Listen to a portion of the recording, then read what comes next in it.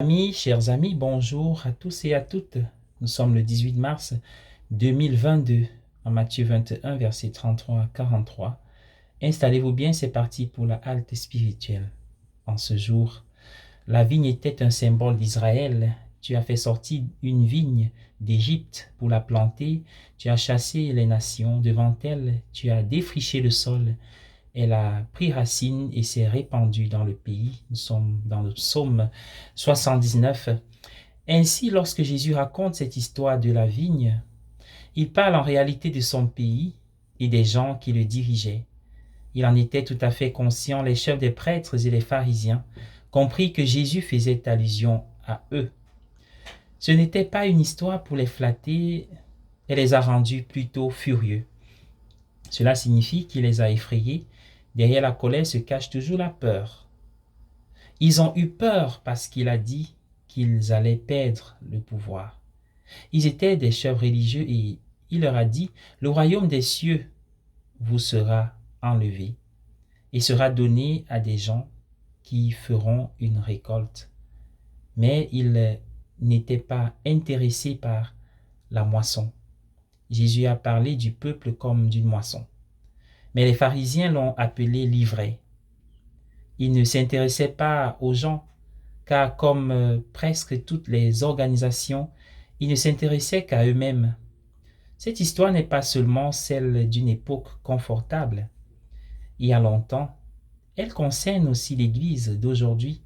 Si nous ne produisons pas de bien, d'autres le feront. De nombreuses personnes qui ressentent un manque de soutien communautaire et spirituel dans leur paroisse se tournent vers les nouvelles religions et les cultes pour trouver du soutien.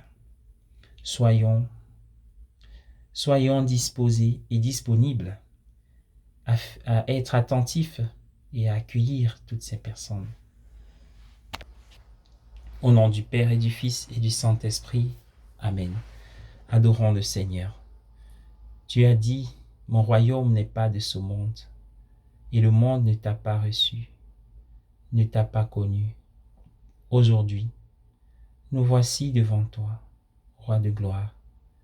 Nous venons t'offrir notre cœur, afin que tu viennes y régner. Fais de notre cœur, Jésus, ton royaume. Fais de mon cœur ton royaume. Fais de ma vie un ferment pour ton royaume. Fais de mes actes un levain pour ton royaume. Aide à trouver la perle rare du royaume. Et ainsi tu pourras régner en moi, en nous, en tous. Ton royaume n'est pas de ce monde, dis-tu, mais ma prière te dit que ce monde soit ton royaume. Que ce monde se convertisse et te reconnaisse comme son roi. Tu règnes dans ton Eucharistie.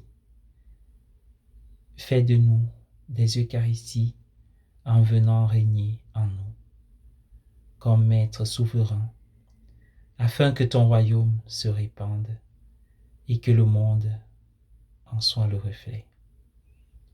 Amen. Au nom du Père et du Fils et du Saint-Esprit. Amen.